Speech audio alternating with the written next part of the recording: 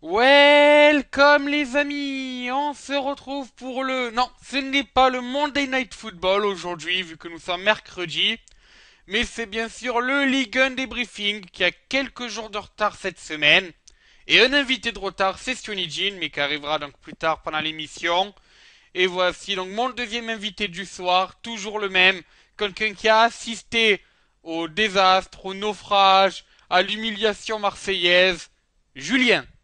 Fous-toi de ma gueule, vas-y. Bonjour tout le monde. Très heureux malgré les circonstances d'être là. Voilà. Donc ben aujourd'hui on va aborder donc beaucoup de sujets dans ce Ligue 1 débriefing. Donc bien sûr on va parler de la Ligue des Champions, comment les deux clubs français se sont débrouillés. On verra que c'est de mauvaise manière, mais vous découvrirez les circonstances et donc comment ils ont réagi après leurs mauvaises circonstances en Ligue des Champions. Ensuite, on parlera bien sûr donc de cette fameuse lutte pour le podium entre la S Saint-Étienne, Lyon et Marseille. Et nous terminerons par une page un peu européenne. Est-ce que Bordeaux et Montpellier, et Lille bien sûr, qui a affronté Bordeaux, ont encore une chance de se qualifier en C3 avec une sixième place qualificative? Bon, nous le découvrirons à la fin de cette émission. Commençons donc déjà par ouvrir la page Ligue des Champions avec donc le club de la Principauté, donc le club de l'AS Monaco, qui a fait match nul, c'était à Louis II, c'est ça? Oui, c'est ça, ouais. Voilà, donc on fait match nul à Louis II 0-0, et comme vous pouvez le voir sur cette image, ils sont tombés sur un rempart nommé Buffon, un rempart qui a participé déjà à 4 Coupes du Monde, hein, donc on peut le saluer, le gardien de la Juve et de la Squadra Azzurra. Et donc, ben justement, un peu de déception du côté donc de Monaco parce que franchement il n'aura pas manqué grand chose. Ils étaient là offensivement, ce qui est assez rare pour à signaler donc de la part des Monégasques. Mais franchement il a manqué rien du tout pour qu'un but passe. Je sais pas ce que t'en penses, mais en tout cas moi j'ai trouvé que Monaco sur le deuxième match méritait leur qualification et la Juventus sur l'ensemble des deux matchs mérite aussi leur qualification. Je sais pas si t'es d'accord avec Bah, moi. on a eu une double confrontation assez bizarre parce que c'est-à-dire qu'au match aller, déjà la Juventus ne mérite pas totalement sa victoire étant donné que le penalty pour moi est assez généreux, le penalty sur lequel la Juventus marque l'unique but des deux matchs. Euh, et puis là au match retour, on a Monaco qui a beaucoup frappé, qui a beaucoup tenté sa chance, contrairement à ce qu'on les voit faire d'habitude et qui malheureusement, comme tu l'as dit, hein, Buffon a été très très bon, il a prouvé qu'il avait des bons restes. Monaco qui aurait peut-être mérité de passer en demi, va savoir. Hein, ça fait longtemps qu'on a plus de club français en demi. Il y a eu aussi la fameuse action de jeu qui m'a fait bien rigoler, tu sais, où Chiellini se cramponne au ballon, là, tu sais, quand il est au sol. Ouais, je crois l'avoir vu, ouais. Ben, cette fameuse action qui a été, on va dire, reprise par les réseaux sociaux, hein. Exactement. On a eu le droit au super Kilini, à Kilini Bernard, enfin bref, on va passer Ouais, toutes ces reprises qui ont été faites. Bon, c'est que les réseaux sociaux adorent s'amuser, hein, bien sûr, avec le football. exactement. Donc bon, je pense que Monaco aurait peut-être mérité mieux. Bon, après, ils s'arrêtent en quart de finale, c'est assez logique. Ils ont quand même un projet qui a été revu à la baisse, hein, rappelons-le. Ils ont perdu Falcao et James. Exactement, hein, tu l'as dit. Donc Monaco, pour leur première participation donc, en Ligue des Champions depuis leur remontée en Ligue 1, se sont assez bien débrouillés, on peut dire, quart de finale. Ils ont quand même éliminé Arsenal. Là, ils sont fait éliminer par la Juventus. La Juventus qui vraiment, eux aussi, ont envie de redorer leur blason européen. Donc c'était vraiment deux matchs de la rédemption pour deux clubs ayant connu, donc pour la Juventus la Série B et pour l'AS Monaco la Ligue 2. Donc ben franchement, la confrontation, c'est vrai que c'était peut-être le match qui avait peut-être le moins d'intérêt pour du moins la qualification en demi-finale, parce que clairement c'était deux outsiders dans cette compétition. Match, bon, Monaco aurait mérité mieux, mais je pense qu'on va pas cracher sur la qualification de la Juventus. En tout cas, la Juventus qui affrontera le Real de Madrid, si je me trompe pas, en demi-finale. Donc, vite fait, en deux, trois mots, est-ce que tu penses que le club italien a une chance de passer à la Maison Blanche? Je pense que ça va être très compliqué déjà. Mais surtout, globalement, pour le tirage au sort, je suis assez déçu parce que pour moi, la finale, ça devait être le Barça contre le Bayern. C'est vraiment les deux équipes qui ont montré le plus beau jeu, qui ont été les plus fortes, quoi. Et c'est un petit peu dommage que les deux s'affrontent en demi parce que c'était, selon moi, plus une finale. Bon, de toute façon, quand il restait les quatre équipes, on savait que la Juventus serait les victimes du tirage. Hein. Donc le Real devrait se qualifier assez facilement en finale. Et puis après, on verra Barça-Bayern qui s'annonce une très belle confrontation. Exactement. Ben, nous reviendrons en quelques mots. Justement, avant donc de passer à ce qu'a fait Monaco, donc ensuite en Ligue des Champions, enfin ensuite en Ligue 1, excusez-moi, après leur élimination Ligue des Champions, on va dire deux trois mots sur les deux autres matchs étrangers de cette Champions League. Le premier était Hispano-Espagnol. Et donc, c'est le Real de Madrid qui s'est qualifié 1-0, si je me trompe pas, avec un but de Chicharito. C'est bien cela? Ouais, Javier Hernandez. Voilà. Donc, bon, la Maison Blanche s'est qualifiée contre l'Atlético. Je pense que qualification logique, non, pour les Madrilènes. Logique, ouais, oui et non, hein, parce que l'an dernier, déjà, on se rappelle la finale de la Ligue des Champions, ils avaient gagné, enfin même pas, ils avaient égalisé à la toute dernière minute du temps additionnel. Qualification logique. Après, je vais être honnête, hein, j'ai pas vu les matchs, le 0-0 de l'aller m'avait déjà pas emballé, alors là, 1-0 au retour, ouais, un petit but dans les dernières minutes, encore une fois. L'Atlético Madrid aurait été en demi-finale cette année et aurait gagné la Ligue des Champions l'an dernier si un match ne durait 85 minutes. Exactement. Voilà. C'est justement, si un match de foot devenait un match de rugby, je pense que certaines équipes, notamment Montpellier, auraient moins de victoires à leur actif. Je dis ça, je dis rien. Ouais. J'ai donc le deuxième match. Excusez-moi, ce n'est pas un match ça. Ce n'est pas un match. Une humiliation du Bayern. Le Bayern qui, je sais pas, ils étaient à leur entraînement ou quoi. 6-1 contre Porto, dont 5 buts en première mi-temps. Oh ouais, non mais c'est très très dur ce qui arrivait à Porto. Hein. Franchement, moi j'étais assez déçu parce qu'à l'aller, j'y croyais pour Porto, tu vois, il y avait 3-1, je me dis, oh, peut-être on va avoir du changement, tu vois, peut-être on va avoir une nouvelle équipe en demi, et ben non, hein, le Bayern ont clairement montré qui étaient les patrons. Ouais, ils ont mis l'accélérateur immédiatement. Je l'ai vu ce match, ce jour-là, voilà, j'ai préféré ce match à Real Atlético. J'ai eu beaucoup de peine pour les pauvres portugais.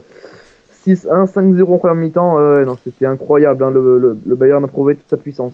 Voilà, justement, petite anecdote, les, les réseaux sociaux et notamment les sites pour adultes dont tout le monde sait que Julien ne va pas tous les soirs, Non, non, non. se sont amusés à tacler Porto de manière assez méchante, voilà.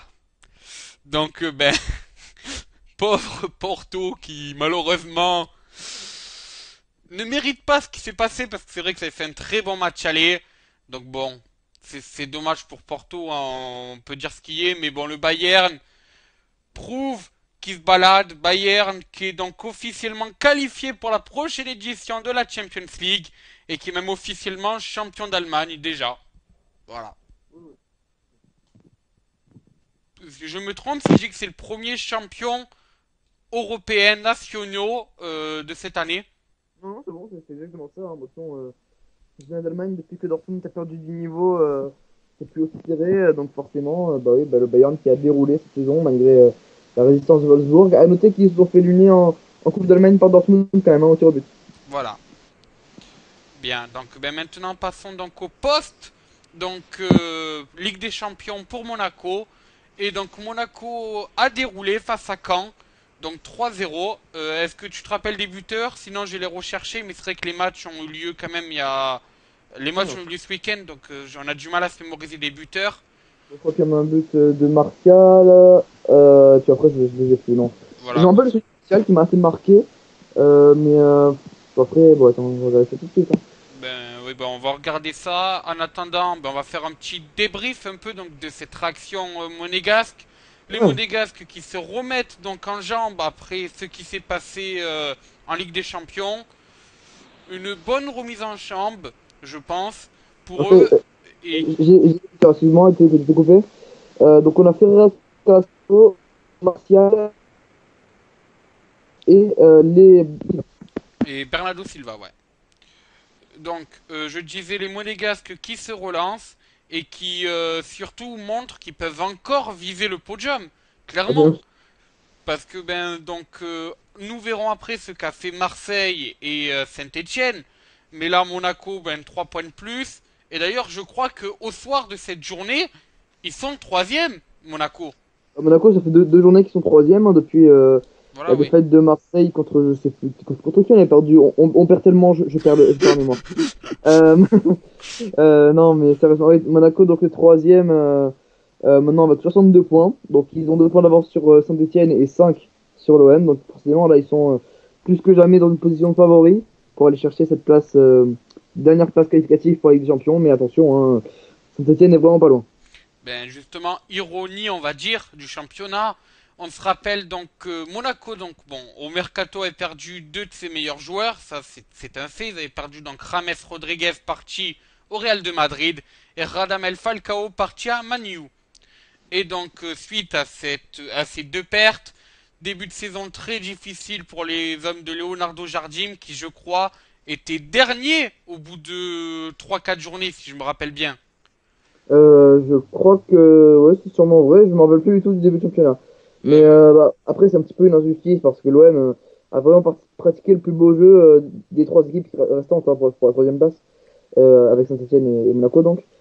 Et c'est vrai que c'est un petit peu dégueulasse de nous voir derrière, hein, mais bon, en même temps, c'est ça aussi le risque. Hein, quand tu joues offensivement, bah, derrière, c'est découvert. Et au contraire de Monaco, qui eux jouent dans un beau bloc défensif. Voilà, oui. Ben d'ailleurs, ben je pense que pour Marseille, on y reviendra lorsque on Mhm. parlera de cette prestation. Mais c'est vrai que Monaco a clairement fait le boulot cette saison en arrivant donc à remonter cet handicap du début de saison. Et donc ben maintenant, ils se retrouvent dans le trio tête.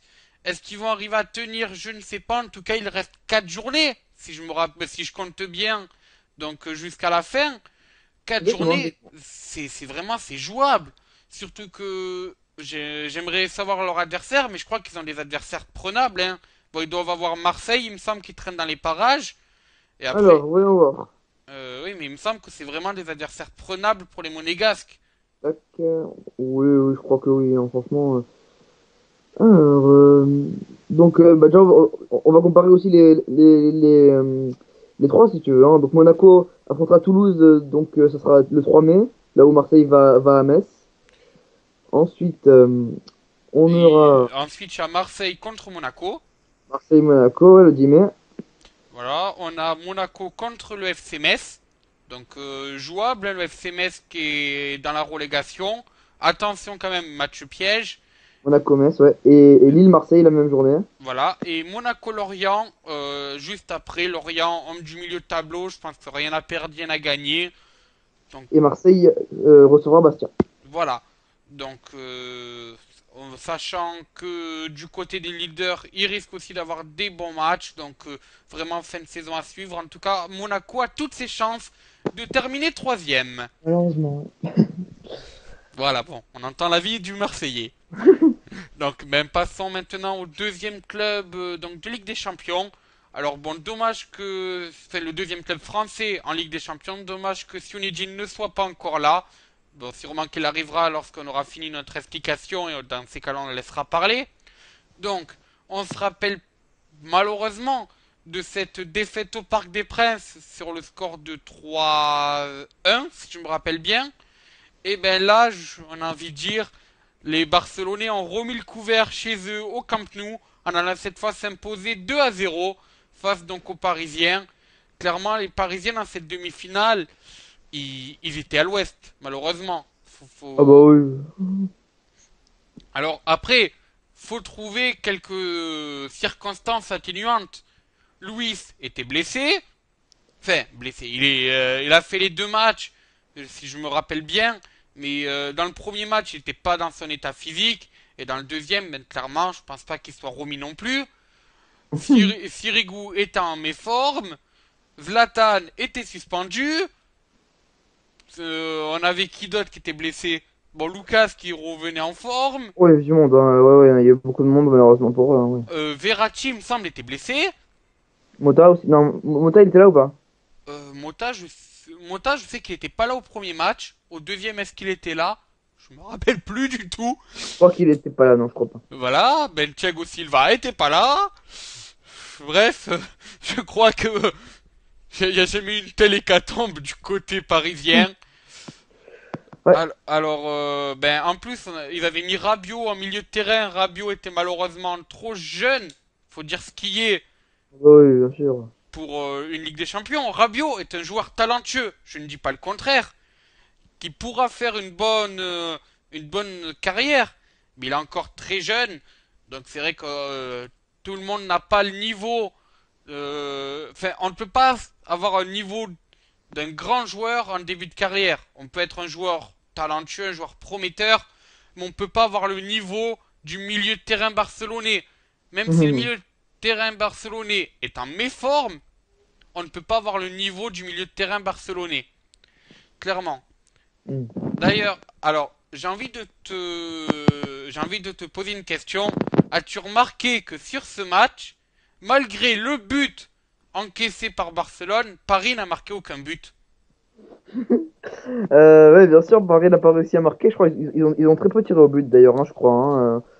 Oui, non, mais bien sûr, Paris a été totalement dominé. Et une fois de plus, Barcelone a prouvé à quel point ils étaient meilleurs, tout simplement. Hein. Il y a, ouais, Barcelone a vraiment dominé comme au match aller. On les a vus dominer dans le jeu. Paris n'a fait que suivre et encore. Non, non, bien sûr, Barcelone a totalement dominé. On a eu leur trio offensif, là, la MSN, qui a totalement dominé également. Enfin, ça a été une boucherie. Hein. Alors après, bah, c'est vrai que c'est dommage pour donc la France parce que bon, même si que ce soit moi et Julien, enfin Julien et moi, excusez-moi, qui sommes plus dans le sud de la France, qui ne portons pas vraiment le Paris Saint-Germain dans notre cœur. Mais bon, Non. c'est vrai que pour le coefficient UEFA, on a été. Bon, maintenant qu'on voit donc que la France n'est plus menacée justement par le coefficient UEFA, on peut dire donc merci Paris. Mais c'est vrai que c'était un peu désolant pour nous de voir Paris prendre aussi cher, excusez-moi de l'expression, alors qu'ils avaient éliminé Chelsea au match aller quand même. Ah bah, ils ont ramassé Enfin, la savonnette. Hein.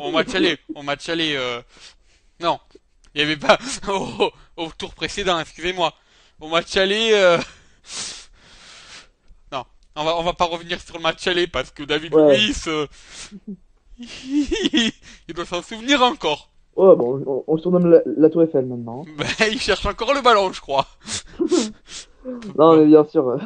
bon, bien sûr, bon, arrêtons le lynchage de Paris. Faut dire ce qui est. Paris a fait quand même un très beau parcours en Ligue des Champions. Paris avait Bon. battu le Barça. D'ailleurs, si je me rappelle bien, lors des tours enfin, lors des tours de poule, Oui, si ma mémoire est bonne. 3 buts à 2, ouais. Voilà. Donc c'est vraiment, on avait donc un Paris Saint-Germain qui a démontré en phase de poule qu'il pouvait rivaliser avec un grand. Ensuite, quart de finale, huitième de finale, c'est moi ils affrontent Schalke, non, ils affrontent Chelsea. Ils gagnent Chelsea justement, Non, ils se non, non, qualifient. non, non. Ils font match nul 2 fois contre Chelsea. Oui, mais ils se qualifient au final, donc ils gagnent. C'est différent. Oui, je suis d'accord que c'est différent au niveau du tableau, mais le résultat est qu'ils sont qualifiés, donc c'est considéré Non, comme une victoire entre guillemets. ils ont éliminé Chelsea, ils n'ont pas gagné. Oui. Mais bon voilà, donc bon, ils ont éliminé Chelsea, Merci. rectification. Et donc bon, c'est vrai que là aussi ils ont montré qu'ils étaient capables de rivaliser avec Mourinho et Chelsea, qui était quand même un grand club. Même si c'est vrai que s'arrêter en huitième de finale pour un grand club, c'est rageant. Mais quand même demi-finaliste l'an dernier avec quasiment le même effectif, à quelques noms près. Donc voilà, c'est Paris a montré sa classe lors du dernier tour. Et là, le problème, c'est qu'ils sont arrivés sur un Barcelone. Un Barcelone qui vraiment en plus avait été en forme. Vu qu'avant le match aller, ils avaient gagné le Classico, si je me rappelle bien, contre le Real de Madrid. Exactement. Là, ils ont écrasé Retafe après le match retour. Franchement, Barcelone, je ne sais pas qui peut les arrêter. Je me rappelle de Laurent Blanc qui disait en interview, avec Barcelone, l'objectif n'est pas de marquer des buts. L'objectif c'est de ne pas s'en prendre car les attaquants catalans sont capables d'en mettre de partout. Enfin, sont capables de mettre des buts de partout.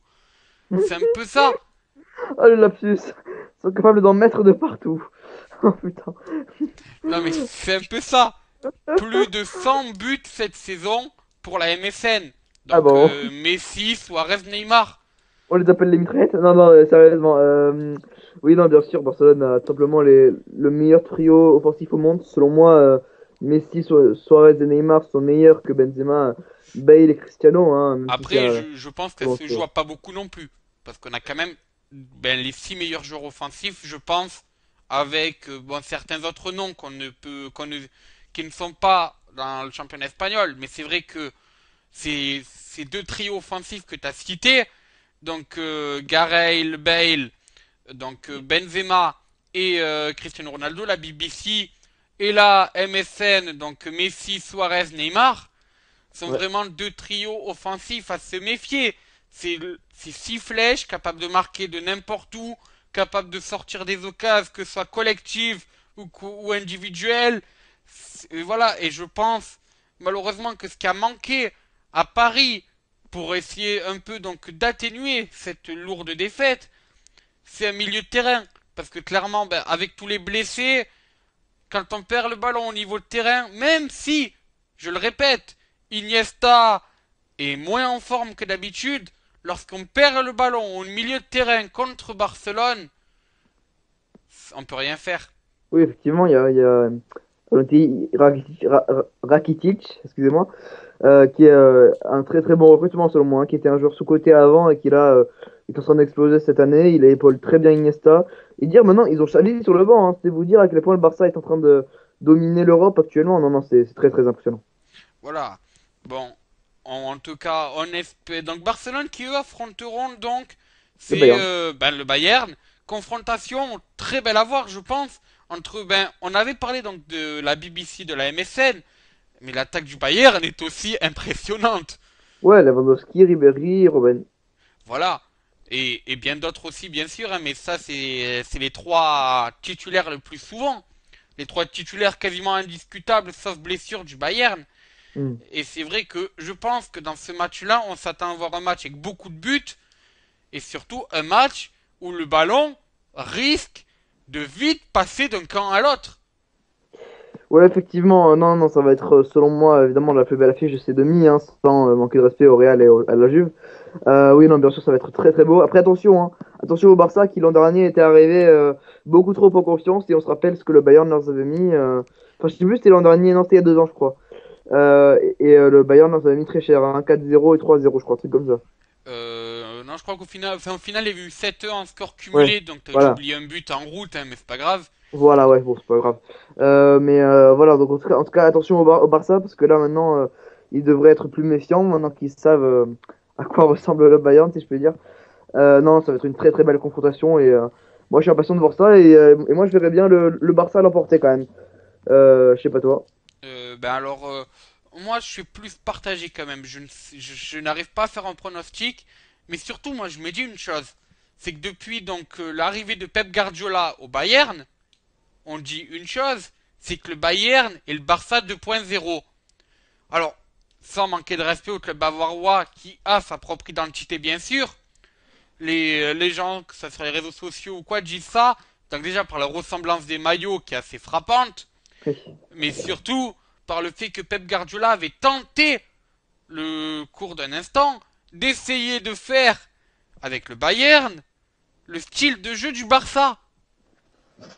Oui, effectivement. Ouais. Ce qui, bon, c'est deux clubs complètement différents. Je crois qu'au final, elle a changé de stratégie. C'est vrai que je suis pas trop le championnat allemand, mais il me semble qu'elle a changé de stratégie. Mais en tout cas, voilà, c'est deux clubs qui dominent leur championnat. Bon, le Barça n'a peut-être pas la même domination qu'a le Bayern pour une raison très simple. C'est que derrière, il y a aussi deux bonnes équipes qui sont l'Atlético et le Real. Oui, de bonnes équipes, oui, comme tu dis. T'es pas d'accord avec moi? Ah, si, si, mais je veux dire deux bonnes équipes, oui, deux leaders européens, si tu veux, hein. Oui, bien sûr, oui. Alors que si on regarde le championnat allemand, malheureusement, la concurrence, je la vois pas. Non, il y a que Wolfsburg, Leverkusen, mais c'est trop maigre. Ben Enfin, oui, c'est vrai que quand on dit les noms de Wolfsburg et de Leverkusen, ça peut faire peur à des clubs français. Notamment, si je me rappelle Mhm. bien, il y avait un club français qui s'était fait éliminer justement par en poule avec Wolfsburg. Je crois que c'est Lille, si je me trompe pas. Lille. Ouais, c'est Voilà. Lille, ouais. C'est Lille, c'est Lille. Et donc Leverkusen était tombé dans la poule de l'AS Monaco, si je me trompe pas aussi. Oui, c'est ça. Voilà. Donc c'est quand même, c'est des clubs qui peuvent faire peur aux clubs français. Mais quand tu t'appelles le Barça ou le Bayern et que tu vois face à toi Leverkusen, Wolfsburg, c'est, je vais pas dire que c'est un entraînement, parce que l'entraînement c'est Porto. Hmm. C'est méchant, ça. Oui, je suis désolé, mais bon. Mais je pense que ils peuvent laisser un peu le frein à main quand même quand ils jouent comme Wolfsburg et Leverkusen sans manquer de respect à ces deux clubs. Donc c'est vrai que voilà, c'est vraiment une affiche à suivre. Donc ce Bayern donc contre le Barça. Ouais, alors, je t'invite à inviter Sio, je crois qu'il est arrivé. D'accord. Bon donc on va devoir vous quitter le cours d'un instant, le temps qu'on fasse notre petit bidule pour récupérer Sionijin. Et donc on se retrouve dans quelques secondes. Allez, à tout de suite. Et nous revoilà avec notre invité du soir, Sionijin, qui est arrivé avec du retard. C'est pas bien, Sio. Salut tout le monde. Voilà. Bon, mais on l'avait prédit, comme quoi nous sommes vraiment très forts. On avait dit que Sio arriverait quand on finirait de parler de Paris-Barça. Eh ben c'est le cas. C'est pour ça que nous avons meublé avec Barça Bayern, bien sûr, mais ça faut pas le dire. Donc Bencio, on a besoin de ton avis. Que penses-tu de ce qui s'est passé avec les Parisiens face au FC Barcelone? Est-ce qu'on a vraiment besoin de... Vous savez, moi je vais vous dire un truc. Vous savez, moi je suis quelqu'un qui, comme vous le savez, est du genre à déglinguer n'importe quelle équipe, comme je suis capable de la porter au gloire quand elle fait des bonnes choses. Je suis, et les supporters parisiens pourraient imaginer que je suis le pire parisien du monde et je les sens bêtes. Et quand les Marseillais me disent la même chose, je leur réponds la même chose. Je me fous pas mal de l'équipe que j'ai en face de moi. Moi, je me juge le jeu. Je m'en fiche de savoir si en face de moi j'ai mon équipe préférée, mon équipe des préférés. Surtout que mon équipe préférée, ça reste de Red Star. Bah écoutez, on a eu, si vous voulez, le remake de Roman Reigns contre Brock Lesnar, sauf que c'était encore pire. C'était une merde. C'était, si vous voulez, je considère que les Parisiens n'ont pas même pas joué. Ils se sont dit bon, de toute façon, ça sert à rien. Il y a 2-0. Il y a 2-0. De toute façon, voilà, allez, enfin, c'est fini. Et plus important, ben, on a vu la classe d'écart. Voilà, c'est une formalité. C'est tellement risible que j'ai même pas envie d'en parler tellement c'est ridicule. Cette équipe a été ridicule. Elle a même pas essayé de se battre. On prend l'exemple du Bayern de Munich, qui eux s'est comporté comme un vrai champion, comme quelqu'un voilà qui avait envie de s'en sortir. Il y a des équipes qui ont montré, eux ils ont rien montré dans le top 8 de la Ligue des Champions pour moi. Eh ben elle reste à cette pauvre huitième place, ce qui signifie que pour moi c'est la pire équipe des quarts de finale. Et pour eux c'est bien mérité. Cette équipe malheureusement ne mérite pas d'être en demi-finale de la Ligue des Champions. Elle mérite simplement d'être à sa place, c'est-à-dire une équipe du top 8, mais qui pour ainsi dire s'est qualifiée à Chelsea, alors que tout le monde a commencé à dire voilà super ils ont battu Chelsea, c'est la meilleure équipe du monde. Pardon, c'est Chelsea, c'est le huitième de finale. Vous allez commencer un petit peu à remettre les choses à leur place. Mais le plus important, c'est que cette équipe-là, pour moi, n'a rien, pour ainsi dire, à montrer des grandes choses. Mais pour moi, cette équipe, elle a des lacunes, dans moins attaque, défensif. Et pour moi, alors certes, il y aura peut-être eu différent qu'il y avait eu les retours, mais je suis même pas sûr que les retours auraient changé quelque chose. Voilà. Voilà. Ben justement, maintenant tu as parlé de la qualification barcelonaise, donc tu vas un peu suivre ce qu'on a fait pour meubler en t'attendant. Quel est ton avis sur cette sur cette deuxième demi-finale pardon entre le FC Barcelone et le FC Bayern de Munich? On disait avec Julien que c'était peut-être le plus beau match de ces demi-finales, qu'on allait avoir vraiment un match très offensif, un ballon qui allait passer d'un camp à l'autre sans jamais sortir du terrain. Est-ce que tu es d'accord avec nous? Je pourrais vous emmerder et dire non. Mais je dirais que c'est une équipe. Barcelone est une équipe qui aime bien contrôler le ballon. De l'autre côté, le Bayern, c'est un peu le football total, donc tout est possible. Je retiens qu'ils ont quand même pris 3 buts à Porto, ce qui reste quand même une indication. Après, il faut pas oublier que hier, Robben s'est encore blessé. Il s'est encore fait mal, il a encore été indisponible. Lewandowski qui souffre d'une commotion cérébrale. Le pauvre. Donc il se passerait qu'il serait peut-être pas là. Et puis il y a toujours une grande énigme. Ce trio, il manque Ribéry, il manque Robben et il manque donc Lewandowski. Pour moi, s'il manque ces trois-là, le Bayern est sacrément amputé. Après, au niveau du jeu, je sais que le Bayern déjà domine le championnat allemand d'une facilité déconcertante. Ben, ils sont champions. Ils sont champions, voilà, le KCQFD. Donc à un moment donné, moi j'estime que cette équipe-là a dû. Pour moi, je trouve cette équipe trop surcotée à mon goût. On la met vraiment à la hauteur. On leur dit voilà, c'est une grande équipe, une équipe exceptionnelle. Moi, je trouve que le Bayern n'est pas du tout au niveau de ce qu'on leur met. Ils sont certes une grande équipe, mais ça reste pour moi l'équipe de 2012 qui a gagné la Ligue des Champions était beaucoup plus impressionnante que celle de 2015 voire même 2014. Peut-être. Après, c'est vrai que, comme on disait avec Julien, il n'y a pas de concurrence en face dans le championnat allemand. Clairement. Il y avait.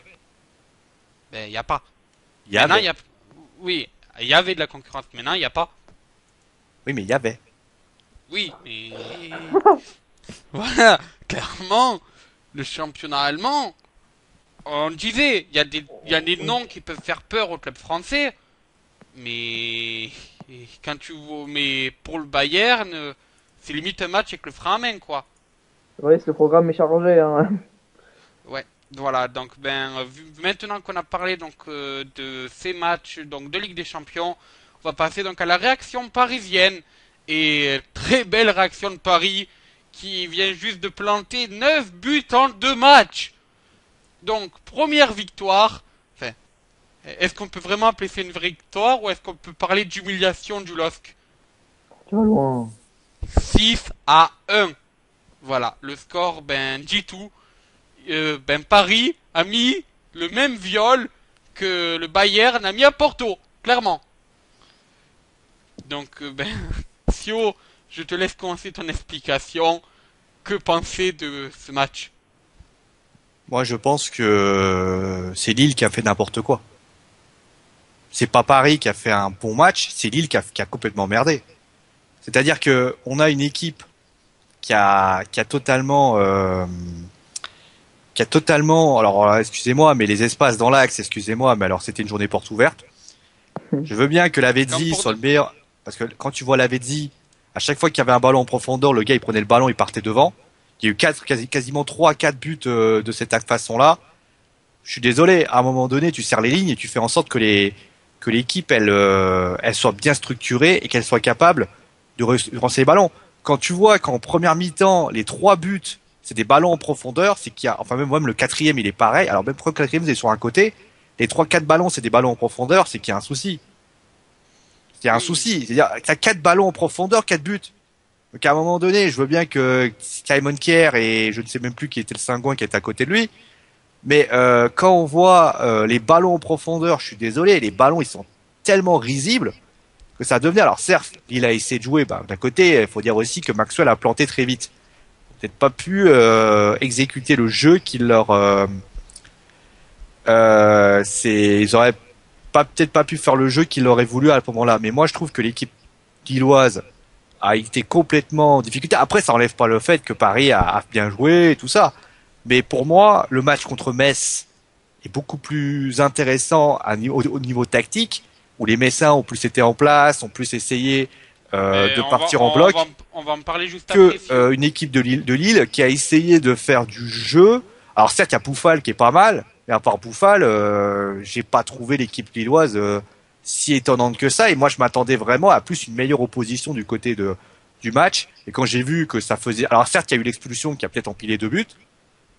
Mais c'est vrai que moi j'ai trouvé l'équipe lilloise en difficulté dans ce match. Et d'ailleurs René Girard l'a très bien dit. René Girard a très bien indiqué en disant que cette équipe avait, pour moi, n'était pas à la hauteur et il avait été très très réaliste. Et ça au moins on peut lui reconnaître ça. Oui, voilà. Donc bon, c'est un peu dommage donc pour les Lillois et donc on va poser une petite question. Nous y reviendrons donc en fin d'émission. Est-ce que pour vous les Lillois ont encore une chance de se qualifier en Europa League. Je m'explique. Je crois qu'ils ont 4 points donc de retard sur le 6e.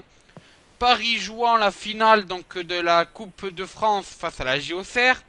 La 6e place, si le club de la capitale venait à s'imposer, deviendrait qualificative pour une C3. Donc, Oui. est-ce que pour vous, Lille peut espérer cette 6e place? Ils ont 2 points de retard sur Montpellier, 4 points de retard sur Bordeaux. Est-ce possible encore pour eux?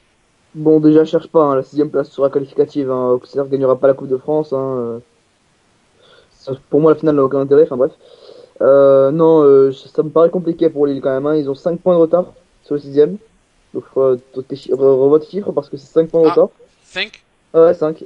Lille 50, Bordeaux 55. Ah ben oui, Ça me paraît compliqué, hein. Franchement. C'est pas impossible, mais ça me paraît compliqué. Ils reviennent trop tard. Il y a Montpellier déjà, il y a Bordeaux.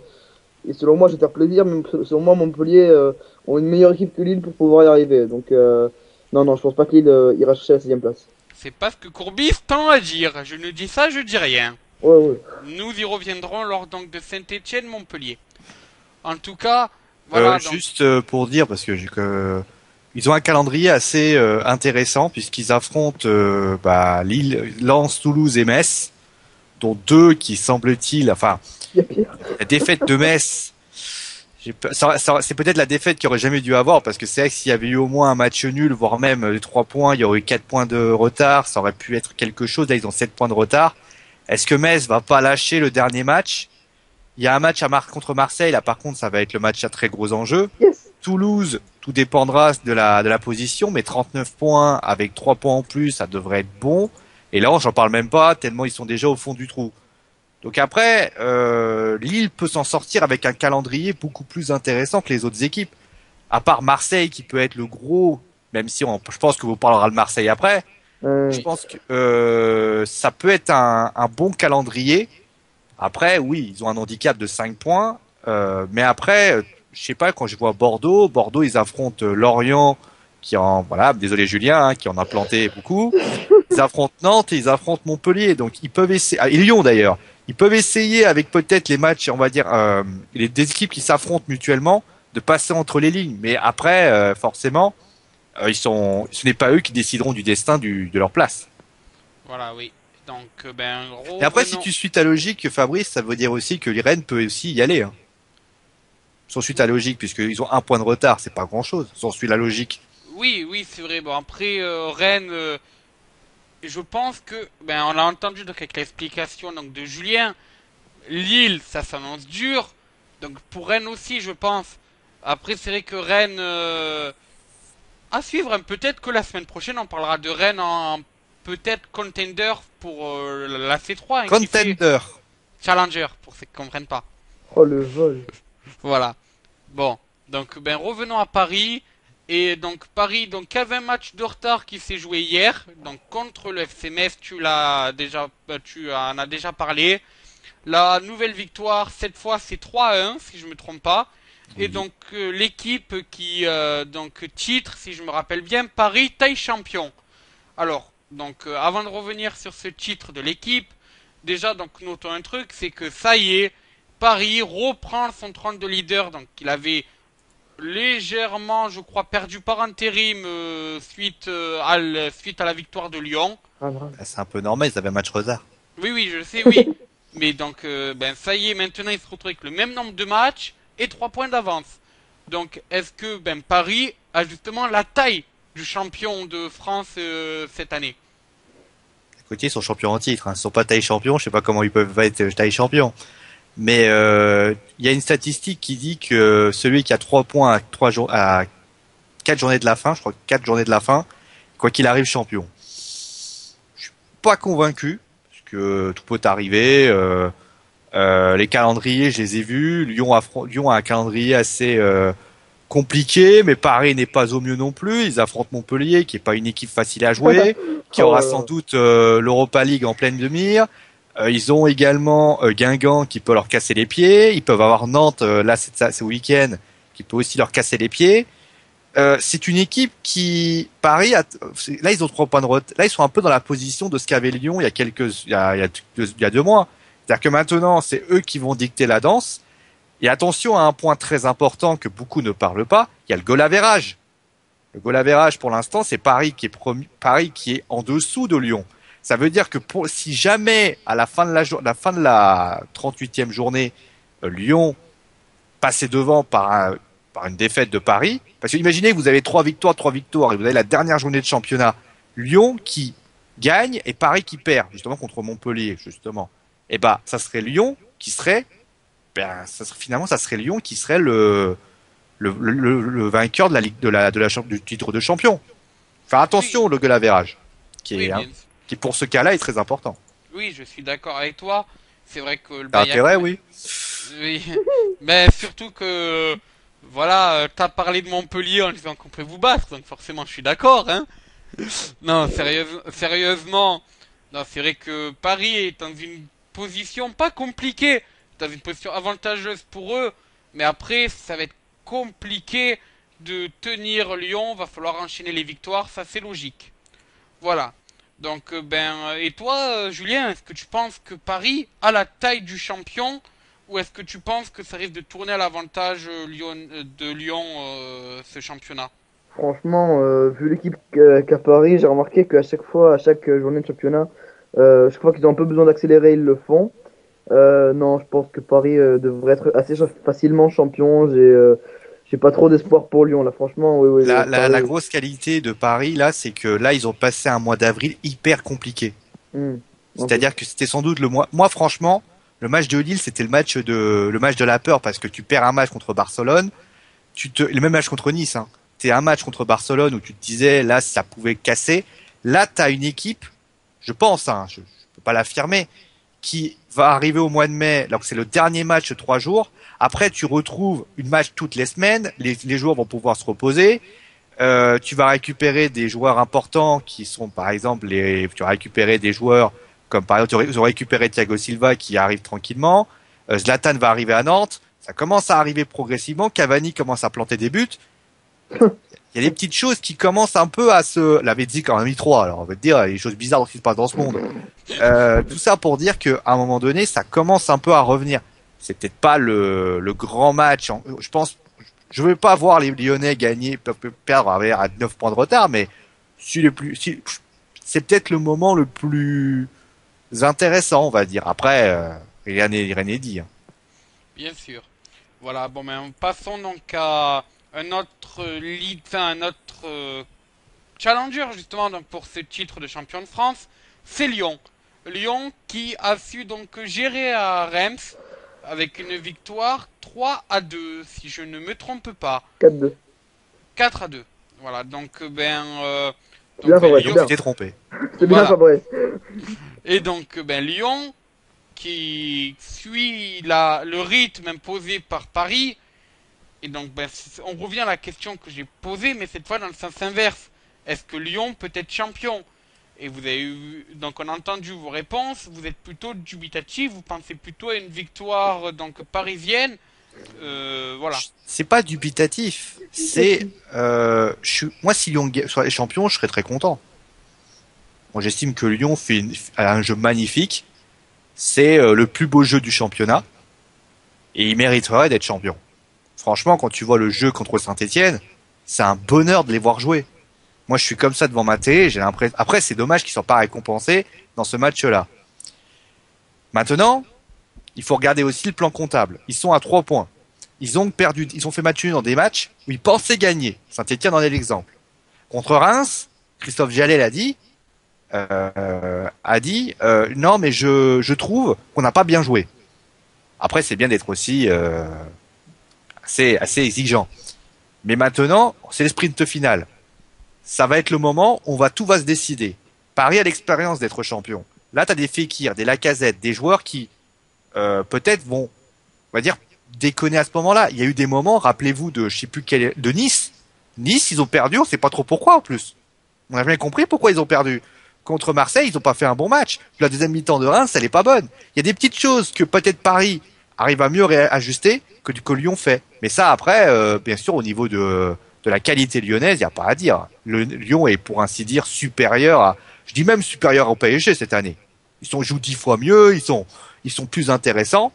La seule défaut qu'ils ont, c'est qu'ils sont très jeunes. Après, c'est vrai qu'on a quand même donc eu un championnat où vraiment il s'est passé beaucoup de choses. C'est vrai que là, au niveau comptable, Paris est devant, mais comme tu dis, au niveau du style de jeu, Lyon mériterait aussi d'être devant.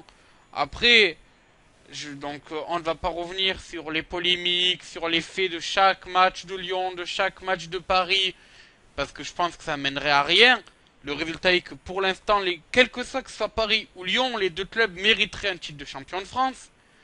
Mais c'est vrai que le mérite reviendrait peut-être un peu plus aux Guns. Après, affaire à suivre, bien sûr. Est-ce qu'ils vont arriver à faire un sprint à la Usain Bolt ou est-ce qu'ils vont lâcher complètement? Je ne sais pas du tout. Nous découvrirons ça plus tard. Autre chose à rajouter, Julien? Non, j'ai pas vu le D'accord. match. Hein. Passons donc au sujet suivant. Le sujet suivant va pas faire Allez, plaisir à quelqu'un. allez, vas-y, fais-toi plaisir, vas-y. Bon, Julien, peux-tu m'expliquer ce qui s'est passé? S'il te plaît, j'ai Euh, besoin d'aide là. Oh, je sais même pas, qu'est-ce qu'ils ont foutu, je sais pas. Bah, en même temps, on perd de pas grand-chose parce que finalement, c'est la technique de Bielsa de nous faire jouer, on va dire, de manière très très offensive, hein, pour pas dire plus. Bah après, la défense est tout simplement nulle à chier. Hein, je veux dire, c'est bien de vouloir attaquer, mais quand t'as rien en défense, c'est comme si. Attends, non, j'ai pas encore ma métaphore, mais ça va venir. Hein. Ouais, j'en ai marre, quoi, parce que on a un beau jeu, mais ça paye jamais parce que la défense ne suit pas. Je suis tellement dépité, franchement, j'ai même pas envie d'en parler. Hein, vas-y, si tu veux dire quelque chose. Moi, vous savez, je m'ennuyais et j'ai essayé de regarder quelques matchs de Marseille. Je les ai analysés de manière à regarder et dire voilà, qu'est-ce qui allait pas à Marseille et qu'est-ce qui allait bien à Marseille. Déjà, moi, j'ai remarqué une chose. Alors, après, bien évidemment, il y a eu des erreurs d'arbitrage. On en parlera, on sait. Bordeaux, c'est un scandale ce qui s'est passé pour Marseille. C'est pour ainsi dire scandaleux. Ce qui s'est passé à Lyon, alors certes, on pourra toujours dire que s'il y avait la goal line technologie, vous auriez 3 points en plus. Et contre Paris, vous méritez 1 point. Ça, déjà, c'est dit. Il n'y a plus besoin d'être redit. Voilà. Hein. Un Parisien qui vous le dit, Marseille méritait 7 points de plus. Voilà. Bon, c'est fait. Le problème, c'est que, après, si vous enlevez ça, vous vous rendez compte que déjà, moi, je vais prendre les différents points parce que il y a des points, je ne comprends plus rien à Marseille. Je pense que Julien ne comprend pas non plus. Prenez les joueurs. Alors, les joueurs, j'ai l'impression que déjà, on va prendre l'entraîneur parce que c'est cohérent avec les supporters. L'entraîneur, j'ai jamais vu un entraîneur changer de tactique 3 fois dans un match. Ah oui, C'est unique. C'est unique. J'ai jamais vu ça. Contre Nantes, il a changé 3 fois de tactique. Il met André Ayou latéral gauche. Oh, ça c'est une invention, ça. Hein. Ça, c'est beau. Hein. Je me dis, mais... Ouais, pourquoi? Qu'est-ce que... Je crois qu'il y avait pas... Je crois pas que le latéral gauche de formation était blessé. Bah, Morel était là. Hein. Ouais, Morel était là. Et puis, il y avait toujours Mendy. Non, Mendy était pas là. Il était blessé. Bah, il y a peut-être une doublure qui peut le remplacer, je sais pas. Ah, putain, C'est quand même Morel, étrange. merde. Voilà, il y a ça. En plus, il tente des techniques. Alors, à un moment donné, à Nantes, il change de tactique. Il met un 4-4-2. Il commence à déplacer tout le monde. Vous imaginez, vous êtes en train de faire une technique. Surtout que j'ai vu une image très intéressante. D'ailleurs, peut-être que Lorient s'est bien amusé avec ça. À un moment donné, André Ayou en avait tellement marre qu'il est parti. Il a dit quoi? Il est parti dans l'axe. Il en a eu marre à un moment donné. Non. Il a eu marre à un moment donné. Il est parti dans l'axe. J'ai vu ça. J'ai fait wow. Parce qu'à un moment donné, il s'est dit. Putain, j'y arrive pas. Et donc, je vais pas commencer à faire chez le monde, j'y arrive pas. Et moi, ce que je comprends pas, c'est que ce mec arrive à la conférence de presse, il dit je me suis trompé. Oui, bah, on a vu, tu t'es trompé, il faut bien nous le dire, hein. Il explique pas pourquoi il s'est trompé. Il pourrait dire bon voilà, j'aurais dû faire un système un peu plus comme ça, j'aurais pu faire un système un peu plus comme ça. Non, à ce moment-là, non, il tente des choses comme ça. En plus, de ça, vous avez vous les supporters, pourquoi vous continuez à l'encourager? Quoi? Pourquoi vous l'encouragez? Attends, il plante le club et vous le continuez à lui dire ah c'est cool, c'est super, vas-y continue Marcelo. Je comprends pas. Je suis super. Ça ne l'encourage plus. Et en plus de cela, vous avez les joueurs qui sont en méforme. Vous avez des joueurs qui, excusez-moi, mais alors la défense de Marseille, c'est n'importe quoi. Il y a des boulevards comme ça. C'est pire que Lille. C'est pire que Lille. Il y a des boulevards dans tous les coins de rue. Alors vous avez après, il y a surtout un point très important, c'est qu'à un moment donné, prenez l'équipe de Barcelone. Barcelone, ils en mettent, mais ils savent aussi gérer. Ils savent aussi quand c'est les temps faibles, ils savent gérer. On dirait que Marcelo Bielsa, quoi qu'il en coûte, quoi qu'il se passe, il continuera à attaquer même si l'équipe mène 7-0. Wow, tu calmes Marcelo, calme-toi, gère le match. Paris, c'était ça. Paris, quand Paris a commencé à accélérer, à un moment donné, il continue à attaquer, il fait de l'individuel il faisait de l'individuel. Attends, l'individuel, Zlatan, il bouge tout le temps. Cavani, il bouge tout le temps. Tout le monde bouge.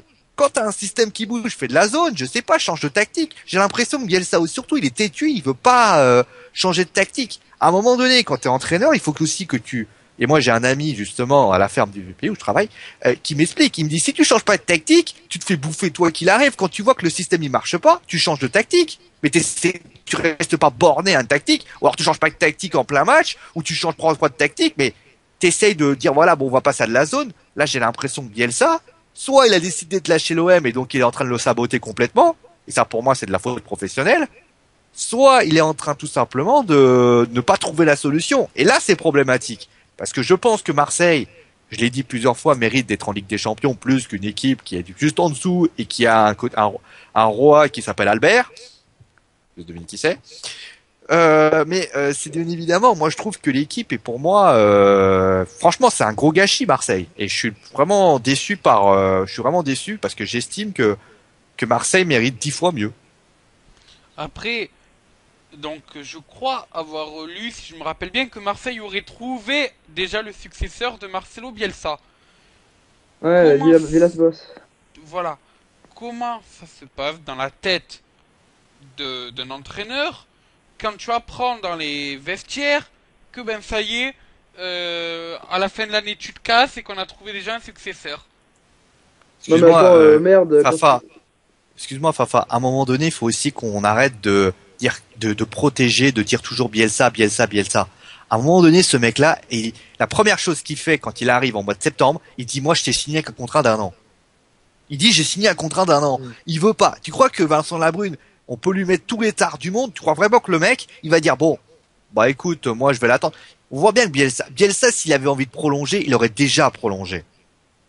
Voilà, Margareta Ludreyfus qui arrive et qui dit, moi, je voudrais bien qu'il prolonge. C'est même pas ce que c'est me taper dans un ballon quand tu ouvres ta gueule, toi.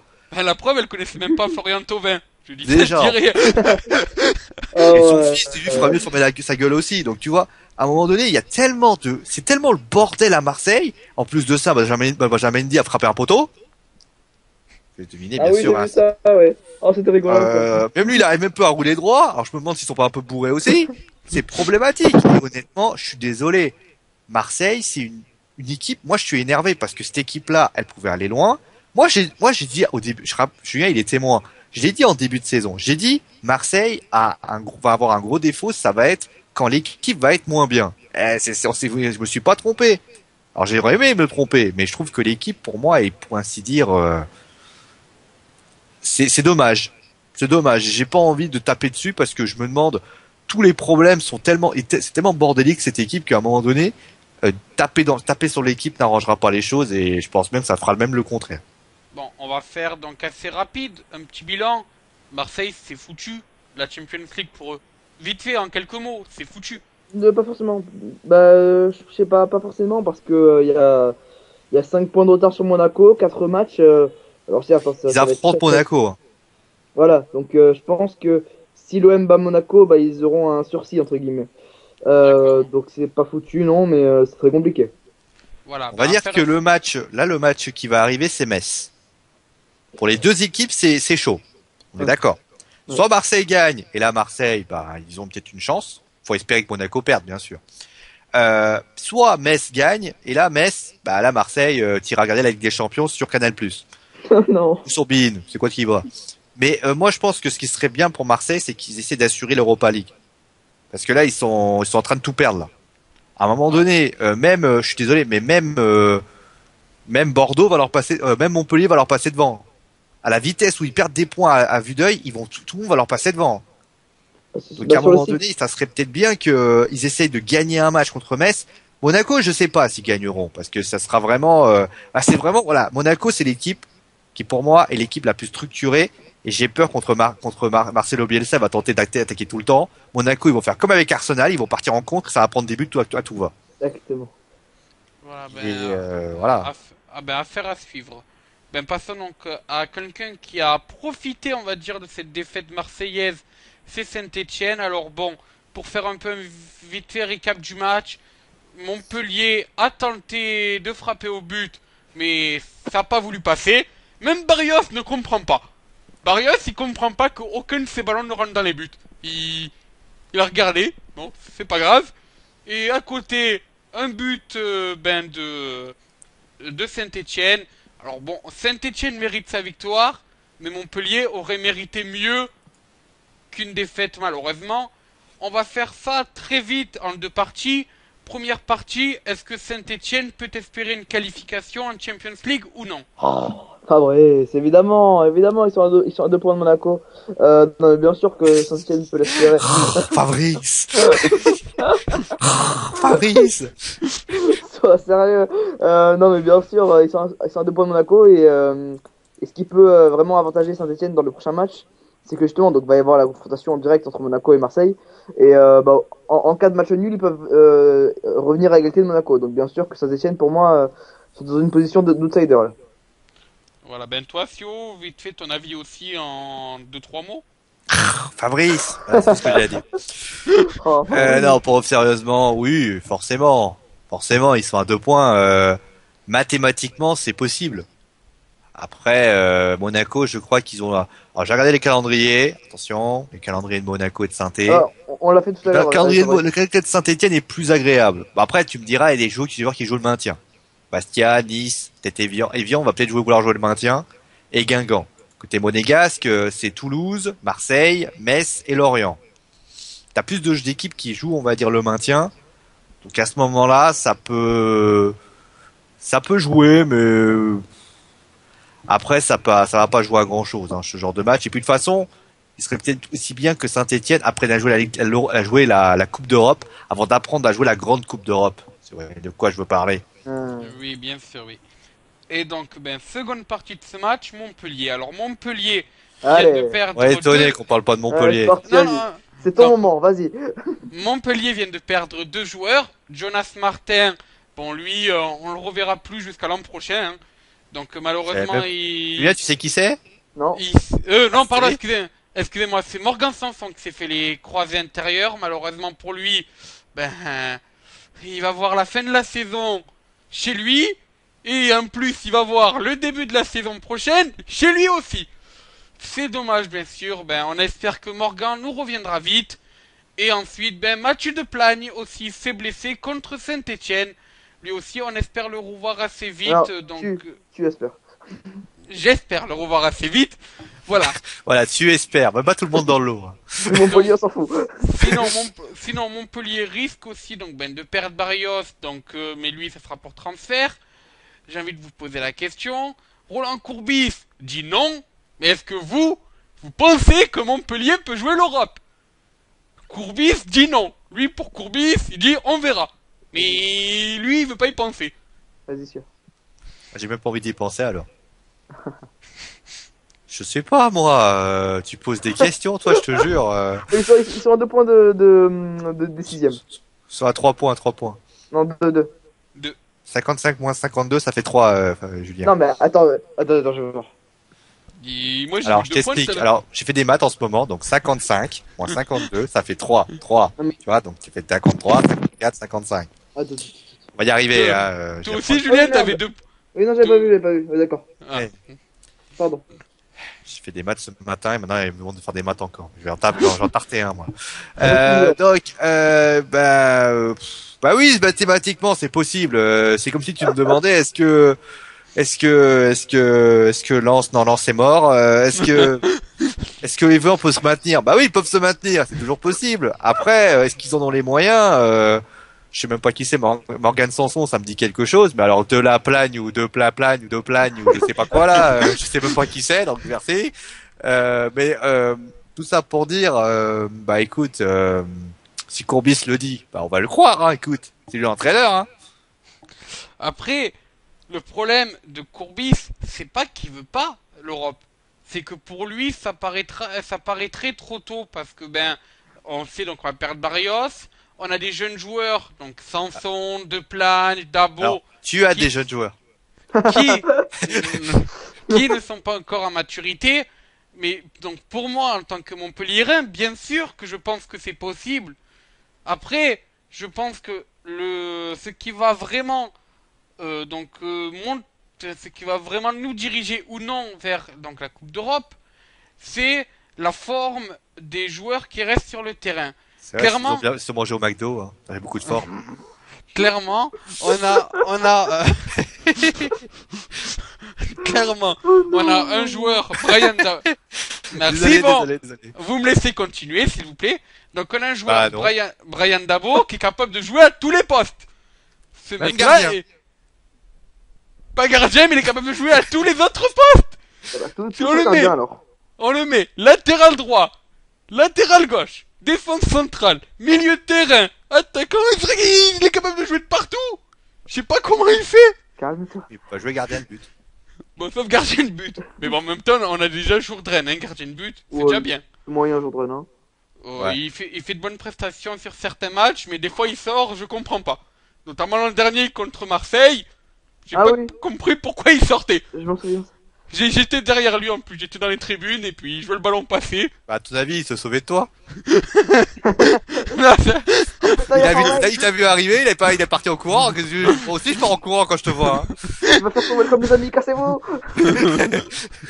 Non voilà, non. Non, mais sérieusement, c'est vrai qu'on a Brian Dabo, on a Jonas Martin qui n'est pas blessé, excusez-moi, c'est bien Morgan Sanson. On a Barrios qui marque des buts, sauf contre Saint-Etienne. Contre Saint-Etienne, même lui, il comprenait pas. On a Berigo, on a Souley Camara en joker. Voilà, on a vraiment, Mounier qui a retrouvé son niveau. Voilà, on a vraiment de bons joueurs. Après, est-ce que ces joueurs vont être capables de cadenasser dans le sprint final? Je pense que ça va être la grande question, surtout qu'on affronte Bordeaux, on affronte Paris. Si on arrive à cadenasser Bordeaux et Paris, bien sûr qu'on peut jouer l'Europa League. D'ailleurs, je crois qu'au goal average, on est devant Bordeaux. Ce qui veut dire que si on gagne Bordeaux, on passe devant Bordeaux. Donc clairement, c'est possible. C'est logique. Après, à Bordeaux, on passe devant Bordeaux. C'est logique. Après, est-ce qu'on va arriver à cadenasser contre Paris? Ça va être à voir. Bref, donc passons au prochain match, vu que je vois que Montpellier vous dérange un peu. Bah non, c'est tellement drôle. Et donc, on va parler de l'adversaire de Montpellier. Bordeaux. C'est pas Saint-Etienne? Non mais on a parlé de Saint-Etienne déjà plus tôt. De l'adversaire pour la lutte au maintien. Pour la lutte à l'Europa League. Oui, au maintien, ça devient avant, ouais. Oh, il est en fou, le fabricant. Excusez-moi. En fait, je vous explique, mesdames et messieurs, c'est qu'en fait, il a pas trouvé la bonne journée pour faire le Wednesday Football. C'est qu'en fait, je suis d'humeur joueur aujourd'hui, donc j'ai envie de faire chier tout le monde, donc j'ai fait ça pendant toute la journée, donc je continue. Voilà. Oui, parce que je vous rappelle que Sionijin a dressé des Lamentins qui vont passer leur brevet. Et oui, très dur. La drogue. Donc. Oui, merci, Julien. Donc, Bordeaux, qui, alors, je crois, ont fait match nul contre Metz. Je vais vérifier ça de suite parce que j'ai un petit doute. Oui, ils ont fait match nul contre Metz. Bon, c'est bon, alors, merci Sionijin. Wow. Donc, Mathieu, alors, on va vérifier, mais tu crois aussi. Ils ont fait match nul. Voilà. Donc, pour vous, est-ce que Bordeaux peut tenir cette 6ème place, peut-être qualificatif pour l'Europa League si Paris venait à gagner et tout le tralala?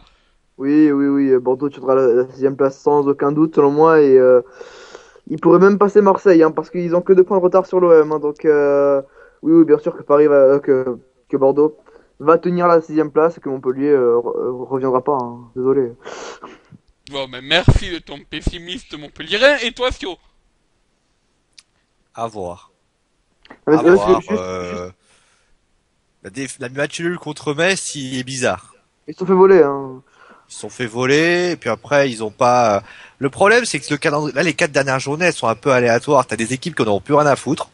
Comme t'auras des équipes qui, on va dire, vont voir jouer le maintien. Par exemple, Lorient, ils ont intérêt à gagner, puisque, bah, en bas, c'est très serré. Nantes, bah, ils s'en foutent. Hein. Ils sont déjà partis en vacances, eux. Ah, ils ont... Lyon, j'en parle même pas, hein, je pense que vous avez compris. Et Montpellier, bah, tu sais, la Garonne, la Toulouse, côté, c'est un petit peu la guerre, tu vois. Donc, à un moment donné, je pense que ça peut se faire, mais après, rien n'en est moins sûr, et tout dépendra peut-être aussi des formes des uns et des autres. C'est beau ce que je dis. Et moi, surtout, ce que je me dis, c'est tout dépendra si Barrios comprend enfin pourquoi ses buts ne rentrent pas. Parce que contre Saint-Etienne, il avait un visage à la fin du match, l'air de dire comment ça fait que j'ai autant frappé mais que le ballon n'est jamais rentré. On a compris, Fabrice. Tu sais qu'au bout d'un moment, à force de le répéter, on finit par comprendre. Tu sais, l'être humain comprend au bout d'un moment à force de répéter. Voilà, donc C'est une des grandes qualités de notre cerveau. si Barrios arrive à rentrer des buts pour Tu sais, Montpellier, je vais aller travailler demain et je vais dire Bon. pourquoi Barrios il arrivait pas à marquer, il comprenait pas. Et les autres vont dire mais pourquoi? Bah parce que tu nous fais chier, voilà pourquoi. Mais je veux dire, Bon. c'est Fabrice. merci, je peux parler. Donc, si Barrios en plus. arrive, si Barrios arrête. C'est reparti pour un tour. Bon, mais alors, on va parler des deux autres attaquants. Si Berigo et Camara arrivent, Non. Arrête. Mon but là-dedans. arrivent aussi à marquer un but, et ben peut-être que Montpellier Alors, pourrait afficher le battre Bordeaux. profil, renommer, bloquer cette personne. non, non, sérieusement, Ah ouais. savoir, C'est c'est Bordeaux peut, Arrête. Fabrice. Bordeaux peut se qualifier, mais Montpellier a encore une chance. Voilà, c'est sur ce que va se terminer ce Monday Night Football, enfin ce Wednesday Night Football, vu que nous ne sommes pas lundi, vous l'avez remarqué, je Tu peux pense. dire mercredi en anglais, waouh. Ouais, je sais, je suis bilingue. non, t'es Non. monolingue là. En français, t'es pas doué. non, sérieux. Tu es monologue, ouais, tu parles qu'anglais. Je sais pas si ça Sérieusement. se dit, mais je le dis quand même. Non, sérieusement. Là, bon. On est sérieux. Fin de. Bon, vous allez me laisser Sérieux. vous allez me laisser terminer mon émission, s'il vous plaît. Donc, fin de championnat à suspense à quasiment tous les étages, sauf au milieu, vu que ben ça va se jouer pour le titre, pour la Champions League, pour l'Europa League. Alors au milieu, je pense que les gens, ils sont déjà en vacances et ça va se lutter en bas pour pas descendre. Donc ben voilà, je pense vraiment qu'on a encore 4 journées à suspense, affaire à suivre. Et puis ben voilà, sur ce, je vais laisser... Ah non, je ne vais pas laisser le mot de la fin à Stylitin et Julien, parce que je les connais maintenant. Donc bon, ils vous diront... Moi, je vais dire un truc, mais tu me laisses pas Pareil. parler. C'est bon, méchant. Oh, oui, il je est me suis- méchant, vous avez vu. je suis méchant, hein. Voilà, En bon, même temps, On va tout le parler- monde... Laisse mot Tout de le la monde fin. notera que Sio est arrivé avec 30 minutes de retard et qu'il m'a pas amené de mots de la vie scolaire. Donc, mais écoute, Sio, Moi, j'ai envie de te dire, je t'en, mais On a tout entendu. Voilà, bon, sinon vous nous retrouverez donc normalement vendredi pour le Wrestling Show. Ça sera Sio qui normalement devrait l'animer. Ce qui voudrait dire que je pourrais l'embêter, ça sera cool. Voilà, on tu sais qu'il parlera... existe un truc qui s'appelle exclure dans le live. on Tu par- l'as testé d'ailleurs, je crois, à un moment donné. Non, par contre, on avait testé toi qui te faisais muter par Julien. Ça, on s'en rappelle. Hein? Oui, un jour tu l'avais muté alors qu'il était en train de parler. Ah bon? Ah oui, oh là, oui, oui. Voilà. Donc bon, en tout cas, nous parlerons donc de beaucoup de choses. Ne laisse pas le mot de la fin. Non, bon. Mais on va allez, le dire. allez, si t'as envie, prenez le mot de la fin.